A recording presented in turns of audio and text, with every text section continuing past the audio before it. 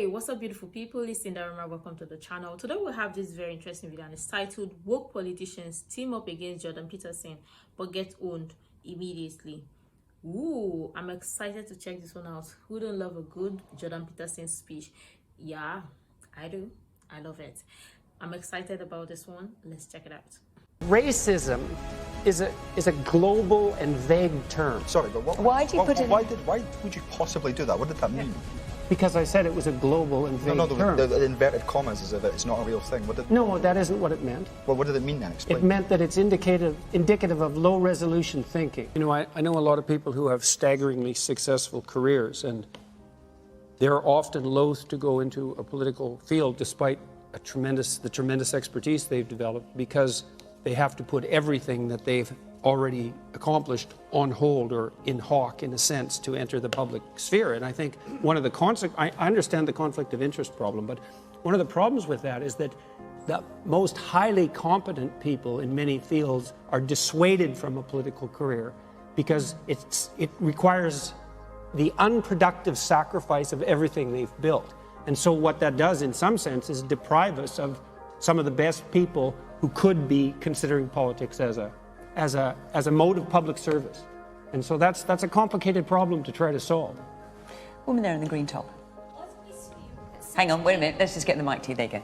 Why do we assume that such people are the best people? They're obviously not. Well, because the best they've demonstrated people extreme competence in at least one area of That's inquiry. banking. That's that persona. This is why we're in the situation where we are with people like politicians that we have at the moment that are corrupt. There's no transparency, there's no accountability that you get in industry, and we don't even have it in our politics at the moment. But that's not because why of you this have corruption. attitude. No. That what is perceived as a good leader.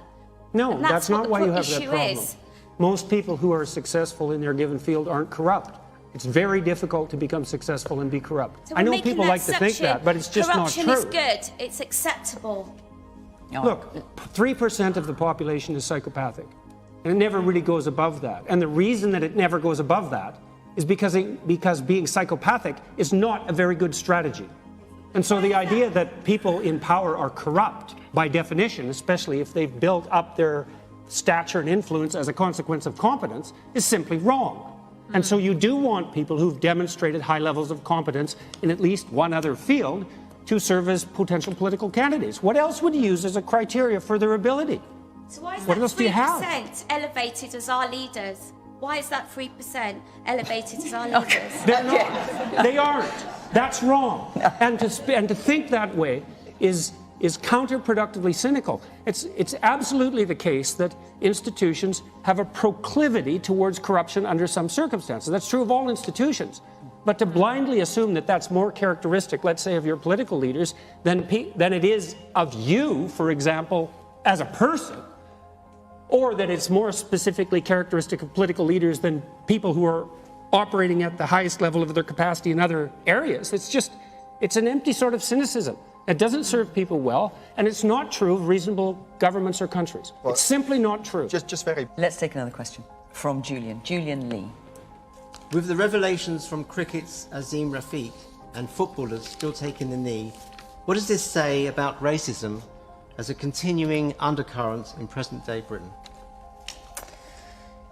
Nazir.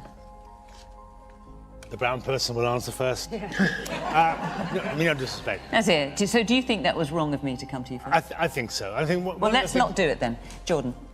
I don't mean that. I'm not being sarcastic at all. I mean, if that's how you feel, I respect that. Let's go to Jordan. Well, that's a fair point. I'll come to Jordan. I think the same point I made earlier applies, is that things need to be particularized rather than generalized, as a general rule, let's say. And so this cricket player was facing racism by his own count. The question is, who, when, what, exactly? Because otherwise it degenerates into something like a discussion of structural racism. And when it becomes abstracted up to that level, first of all, that pits group against group, which I think is entirely counterproductive. And it actually doesn't address the issue. You know, racism is a global and vague term. Sorry, but why would you possibly do that? What did that mean? Because I said it was a global and vague term. The inverted commas as if it's not a real thing. No, that isn't what it meant. Well, what did it mean then? Explain. It meant that it's indicative of low-resolution thinking. And what I mean by that is, we use all these terms frequently in discussions like this that are he was containers of undifferentiated content. He was repeatedly called abusive terms directly linked to his ethnicity. By who? By not just one, but repeated members of the Yorkshire Cricket Club. He's had people contacted him. If it walks like a duck, Jordan, talks like a duck, it's a duck. It's racism. I'm not denying his experience. Right. What I asked was exactly who and when, and you just answered that question. So I would say those specific people should be held specifically to account for their actions before any movement up the abstraction hierarchy to a discussion of something like structural racism, which I don't think is helpful. Well, he has talked about institutional racism in cricket. He says that's what he's experienced as a term, institutional racism. Right, I know. And like I said, I believe that abstracting up the problem to that level of analysis does no good because it pits groups against groups. I think it exacerbates the problem. The concept of structural racism. It's too imprecise. It doesn't address the issue. Now, that does not mean racism does not exist. That is not what I'm saying in the least. Maybe let's do less of the hand movements and let's look at the evidence. So yes, there was. I'll try the to control evidence it was in the future. About the. And all of us have a challenge to ask ourselves whether we are normalising forms of racism. And actually, I think that's what Nazir called you to account to about Fiona tonight, was to say we normalise the idea. If we're going to talk about racism, we go to the person of colour first and ask them to give us their hot take. Can I just say, in my defence, I also tried to get everyone on the panel first as well, to make sure so that everyone has a go at the first question. But when we talk about that what you did was racist. I don't believe that. I think what you did was a mark of respect, and now that may have been inappropriate and it may have been taken wrong, but that doesn't mean it was racist. Jordan, and so we are going to be precise about it. Why the concept of structural racism, and we have a problem in British society. We have a problem particularly in sport, and we also have a problem when it comes to our definitions of racism, because people tend to lump people of different minority community backgrounds together. You know, and how do you talk about structural racism? I'm going to need to bring other people in as well. But the thing for me that I think is so powerful is this concept of the bystander, is the idea of the person who may think of themselves not as a racist, who may not have joined in this poor young man being bullied in the way that he was. I need to mention Stella simply because he has talked about it himself today, Azim Rafiq, that he has apologised for some anti-Semitic tweets that he put out several years ago. What I think is really powerful is how clear and compelling his apology is and how he's recognised it. Wow, this was interesting to watch and to listen to. I mean, Jordan Peterson is very intellectual in his speech, and lots of people really need to listen to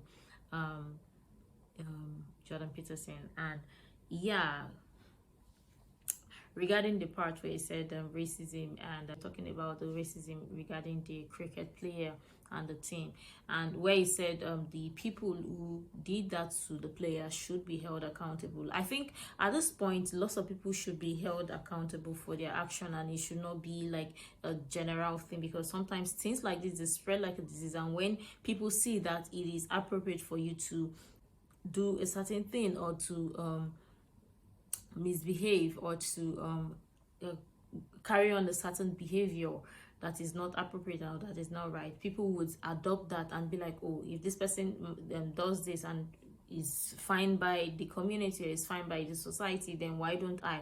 And I think that is how it generates and how it moves on. So on that account or on that note, those people should be held accountable, and it should not be like a general thing and say, oh, because one person did this, then therefore everybody is the same or everybody thinks alike. But yeah, this was a very interesting topic, and I love what was said here. Let me know what your thoughts are regarding this topic. What are your thoughts and your views about this and about the cricket player and the event that happened with his other teammates and his senior colleague or whatever, his other teammates and the society? I would really love to learn from you. You can also share the story behind it. And what are your thoughts and your views about Jordan Peterson? I would really love to read from you. You can also share the useful information you think might be really helpful. And until next time, see you in the next video.